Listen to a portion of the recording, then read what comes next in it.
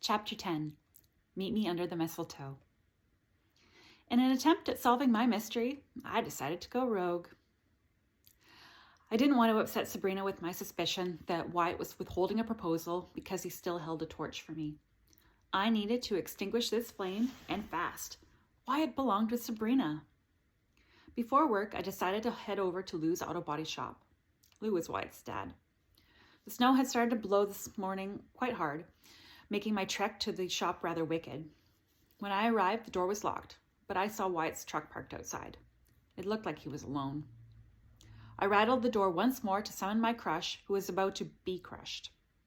"Hold your horses," Wyatt called out. He brushed his glossy brown hair from his eyes. He'd been working so much lately, he hadn't gone for a 6-week haircut. To be honest, though, I thought it looked good on him.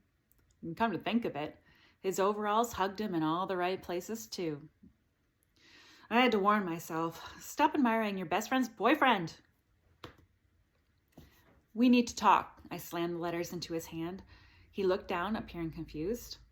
"Okay," he drawled. He sat down in the waiting room and thumbed through the letters. "Who wrote these?" I stared at him, dumbfounded. "You, obviously. Stop playing games, Wyatt. This is serious." I stood up, throwing my hands over my head. "You can't be in love with me. You are in love with my best friend." He stared at me, his mouth hung open in shock. When Wyatt finally came to, I realized sheepishly that Wyatt was not my secret crush. "So let me get this straight.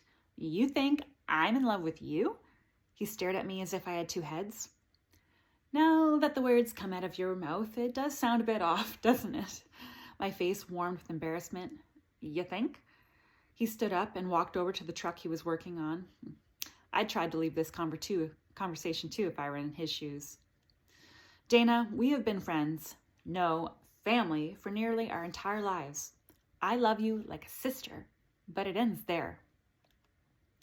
I thought back to the cafeteria in junior high. I felt I needed to set the record straight. "What about that time in middle school when you tried to hold my hand at lunch?" He stopped tightening the nuts on the wheel and searched his memories. "What are you talking about?"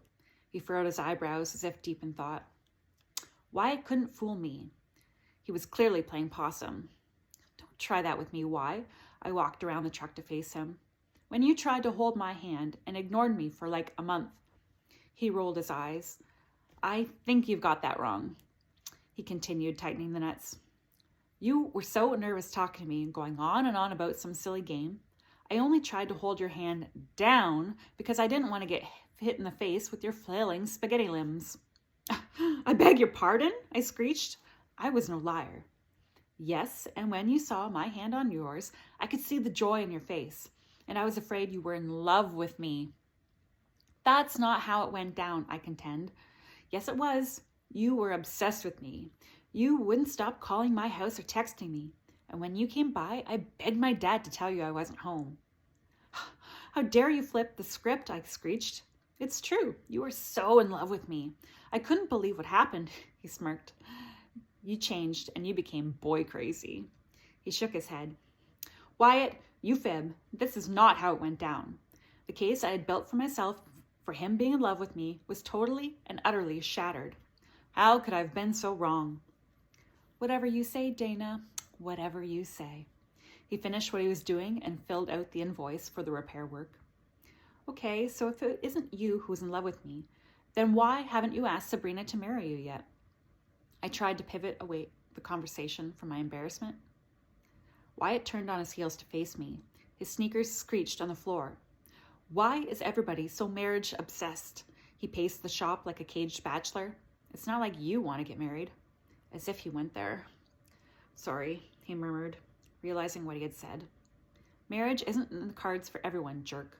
My face reddened, both with humiliation over being wrong about Wyatt and what I had done. I said I'm sorry, he pleaded. "Okay, well, figure it out. Wyatt, you don't want Sabrina to leave you."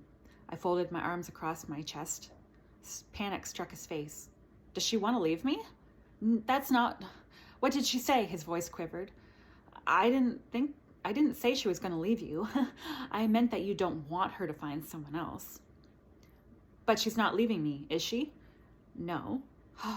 Thank God, he whispered, putting a hand over his panicked heart. Either way, figure out your life.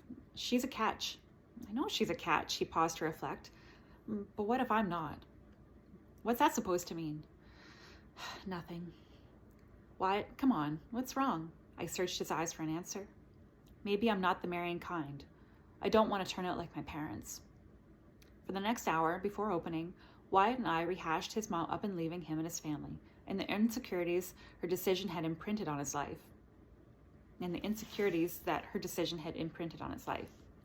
A family home wasn't broken until someone took away the foundation.